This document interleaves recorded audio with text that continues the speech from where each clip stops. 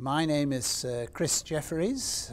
I'm Professor of Environmental Engineering at the University of Abertay in Dundee, Scotland. My background is from the area of sustainable urban drainage systems, which in the UK we call SUDs. SUDs are all about having the water in open space rather than underground in a pipe. Now, what the academic can do in this context is to ask questions and to answer questions, so that when you are looking at a more integrated solution, the academic is asking the questions about integration. If you make a decision about water, what effect will that have on the transportation system? How might you be able to integrate the water in with the landscape so that you've got better health and well-being, for example, so there's better quality of open spaces. The questions to be asked in this context are all about integration. The politician might want to have an agenda, but the academic will be saying, here's a research question which you haven't answered in order to answer your agenda. The relating to the policymakers is normally done through stakeholder groups.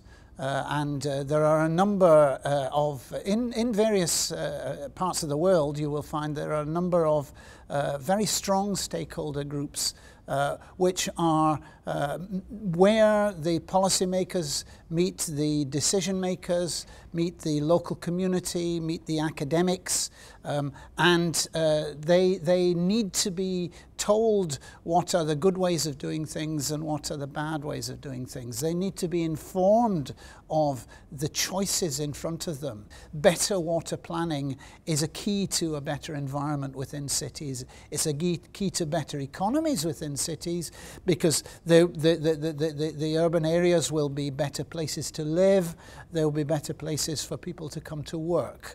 And in turn that goes back to the politicians, which is, and will answer a major question that they have, is how is the economy doing? And the environment within which people live and work is a very important factor to their economy.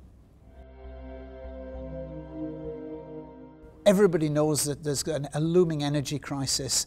If it's not going to be a crisis, then energy costs are always increasing and will always increase into the future.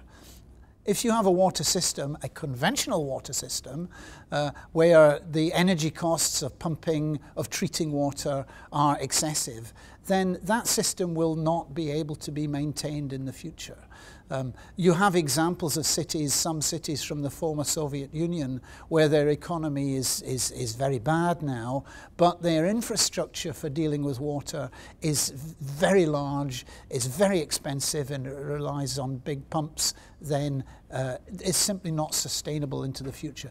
That's a vision of sustainability which is linked to cost, is linked to economy. The second example of sustainability from the Switch project can be seen in the city of Belo Horizonte in Brazil, where they had 5 demonstration projects where new ideas in water management were being undertaken and being demonstrated to the citizens and to the learning alliances of that city. So you have examples where poor neighborhoods which were suffering from very extreme, very frequent flooding are now protected by new ponds. Those new ponds are in parkland.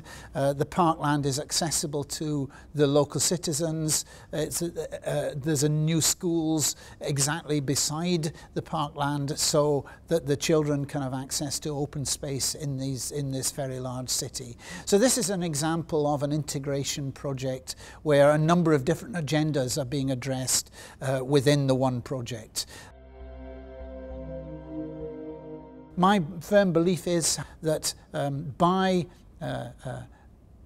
honest and open discussion through groups within society, which I would like to call learning alliances, where the local community, the politicians, the decision makers, the academics can get together to work out good solutions to their water management within their cities, where a number of different agendas can be addressed within the same solution to a problem, where you have a learning alliance working, where you have good debate and discussion going, then you will get very good water management into the future. So yes, I'm optimistic into the future. I think we can make better water planning decisions.